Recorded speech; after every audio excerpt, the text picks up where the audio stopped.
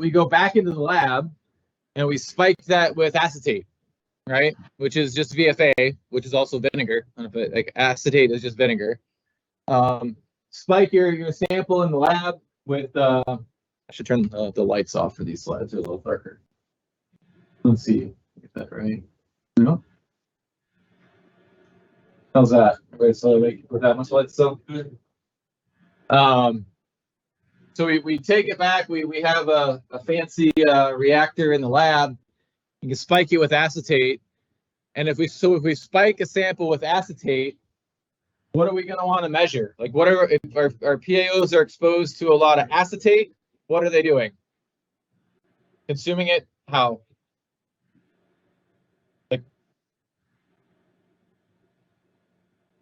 and releasing phosphorus, right? So if we measure how quickly that VFA is being taken up, and then how quickly that phosphorus is being released, right? It helps us to understand the dynamics of that carbon and phosphorus cycling within our cells.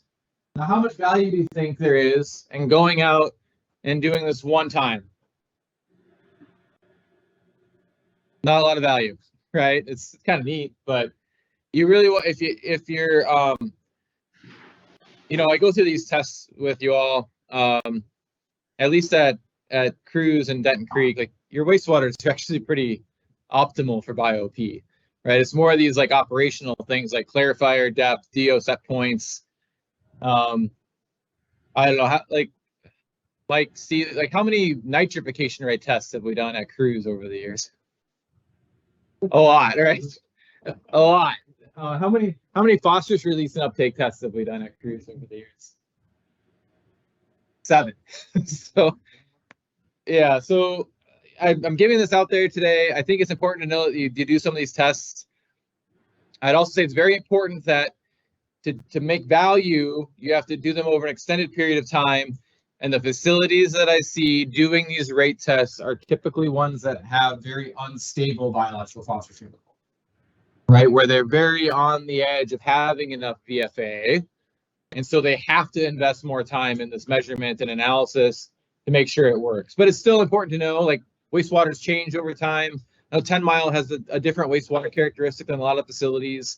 I think Mountain Creek has pretty good wastewater for BioP. You put selector zones in with this. You have anaerobic zones now, right? Yeah. Have you guys been measuring phosphorus? We haven't started it yet. Okay. Yeah. I get it. Like, you might as well wait. You got a lot of things going on, but I think your wastewater was pretty, based on the BNR configuration you're putting in. Your wastewater is hopefully pretty good for BioP because it's a pretty simple configuration, which is good. I basically just told you don't have to listen to any of the next chunk of content, but you should actually listen to it because there's still value in understanding how to do some of these tests, right? So, so again, we're trying to get a sense of if we're fully draining our PHA battery. It's not necessarily healthy operating condition, right? So Clean Water Services is one of these facilities that I talk about. They're in Portland, or outside of Portland, Oregon. Hillsborough, you know Clean Water Services. Did you grow up there, or we have family? Oh, okay, awesome. Yeah, so they've done a lot. Like in the Hillsborough, this is from the Durham facility where they really are very carbon limited. Right, so what are the influent BFAs at Cruz? Anybody know that number? Just about 30 to 60. 30 to 60. Okay, how about Denton Creek? Does anybody know that number? 45. They range at the Durham facility from 25 down to 0, right? And so you can imagine then it's variable. They watch their BioP very closely to try to have an indicator of if they're carbon limited or not to dial it in, because their limit is also 0.1 for phosphorus. They have primary sludge fermenters, they have RAS fermenters, like they've got everything under the sun. Because they have to, right? They just don't have the carbon. But again, a lot of what you're trying to understand is this whole, like, thinking of that PHA storage battery and developing these different methods to understand, hey, are we getting good cycling of that battery? Are we charging it? Are we draining it? And so if we do a phosphorus release rate test, right? So you bring it back in the lab, spike it with acetate, measure the phosphorus and acetate, right? So you're consuming the acetate and releasing phosphorus.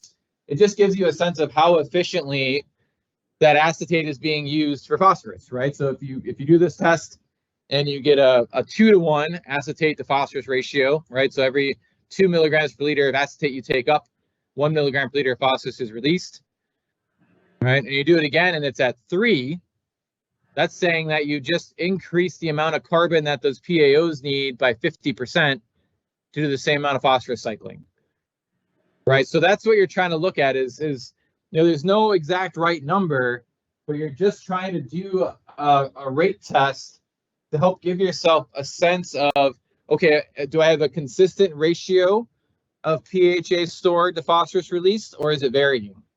And if it's varying, it tells you that something is changing, right? That there's some other pressure on your biology, and it's going to lead to instability in treatment.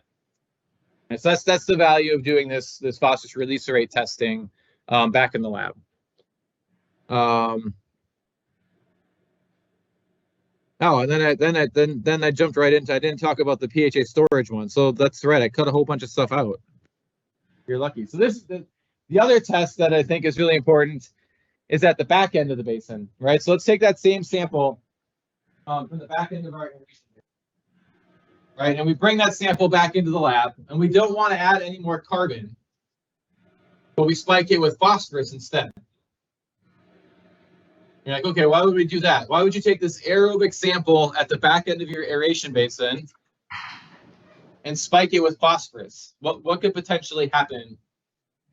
It gets uptaken. Yeah, so you're measuring the soluble.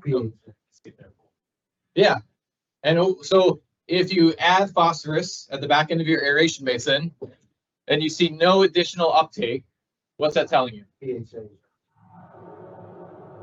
Oh, go the other way. There's no additional phosphorus. Maybe you're thinking about it the same way. There's no phosphorus uptake. You add phosphorus and they don't do anything else.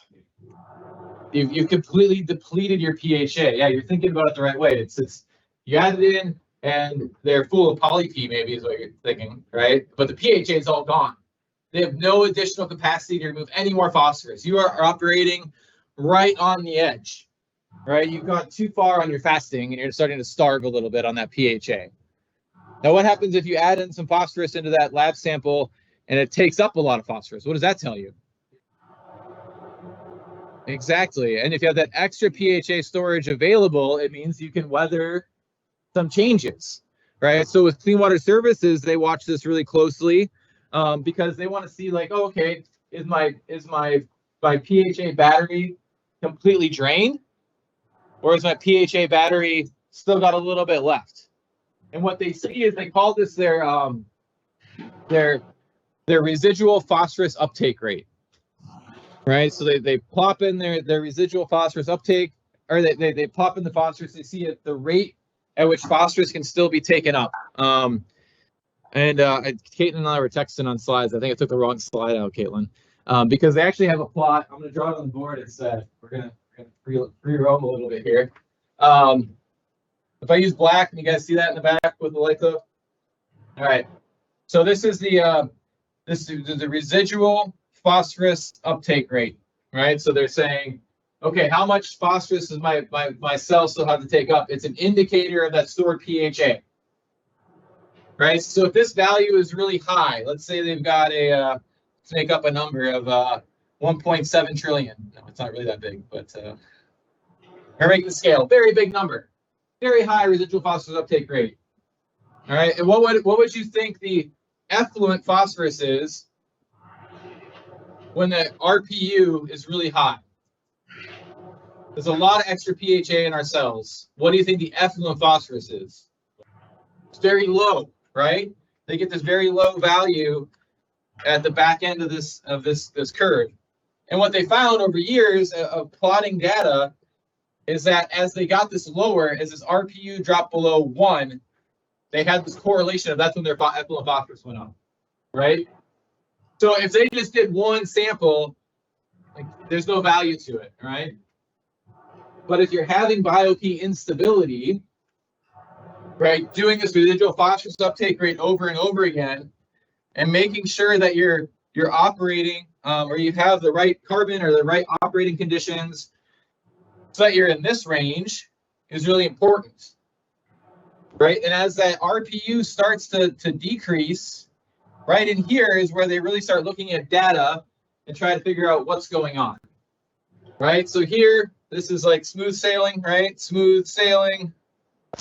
Here's where they start doing like troubleshooting.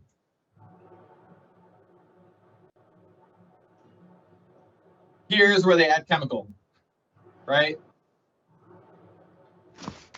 And they want to avoid that chemical condition as much as possible, right? It's a cost thing. The other thing that happens when you add chemical for phosphorus removal is it depletes alkalinity. They're very alkalinity limited, so then they have to add lime. Like it just like cascades out of control for them when they have to add chemical, right? So they're really watching this value a lot, and as they get towards these areas, they troubleshoot and they start looking at, well, what's the VFA concentration of my influent? Like, what's the VFA concentration in my blend tank? What's the overall carbon balance? Where are things going askew? Right, and it's like, okay, was there an operational change that happened? Is there a loading change that happened? You know, there's all kinds of like checklists that you go down, but instead of watching everything all the time, they find that watching this residual phosphorus uptake rate gives them that good indicator to go do troubleshooting and deep dive in their data. Right, so it can be a very valuable way of having an indicator of your overall PHA content in your sludge. All right, so what can lead to EBPR instability, right? What are our PAOs trying to do? You know, and we really stress that they're really concerned about the BOD, right? The VFA.